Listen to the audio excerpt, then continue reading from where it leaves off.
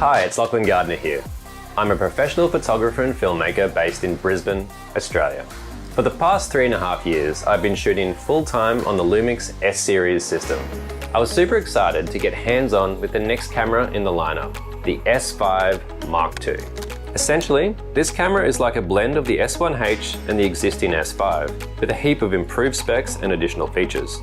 For the past few days, we've been out in the field to shoot some action sports content with the S5 Mark II. Predominantly, I was testing the performance of the new hybrid autofocus system, along with how the S5 II handles capturing high frame rate stills of some fast-moving subjects. First up, we captured fast-paced action with a couple of mountain bike athletes at their local bike park. The second adventure sport we shot was some mountain running in the scenic rim with a trail running athlete. The S5 Mark II incorporates Panasonic's newly developed phase hybrid autofocus system. This system utilizes on-sensor phase detect in combination with Panasonic's contrast detect system and advanced human and animal eye detection algorithms. The result combines the best of these technologies, offering photographers super fast, reliable autofocus that can cope with complex scenes and detect a wide variety of both human and non-human subjects. Another major improvement for sports and action photography is the increased frame rate of the stills burst mode. It's still very easily selectable via a dedicated and programmable shooting mode dial on the top of the camera.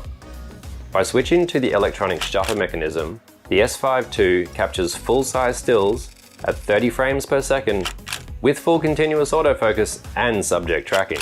By using high-speed SD cards like the V90 cards I've been recording to, you can capture up to 200 RAW and JPEG frames per burst, which in the real world translates to plenty of time to freeze the action. Here's some examples of our mountain bikers shredding the park and our trail athlete running across some epic but uneven mountain terrain. The camera's having no trouble locking onto the subject and holding focus throughout the burst. Even in complex scenes like this with strong backlighting, the hybrid autofocus system is staying locked onto the subject. This is a scene or scenario that the previous generation of autofocus from LUMIX could have struggled with, but as you can see, the hybrid phase system is having no issues. The S5 Mark II carries forward and builds upon the various autofocus modes from the existing S-Series lineup. For both of these sports, I was shooting continuous autofocus, and then depending on the scene, I switched between tracking, full area, and zone. In all of these modes, you can also easily toggle subject detection on and off, as required. After several days testing in the field, our findings have been that the new hybrid autofocus system in the S5 Mark II is fast and reliable. It's proving to be more than up to the task that adventure, sports, action, and wildlife photographers will encounter.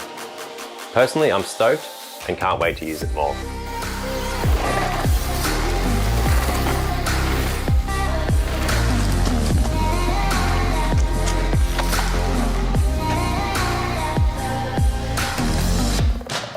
For those times when creating a high-resolution image file is the ultimate priority, the S5 Mark II has the most advanced in-camera high-resolution mode in the industry.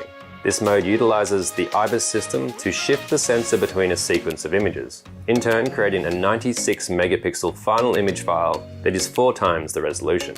The results are instantly viewable on the camera's playback screen, and motion compensation mode can be applied when capturing. For landscapes, commercial advertising, and product work, this can be invaluable. Situations where clients, agencies, and designers are often seeking the largest possible file to work with. The live composite mode is a feature that allows users to capture multiple exposures in a single image file.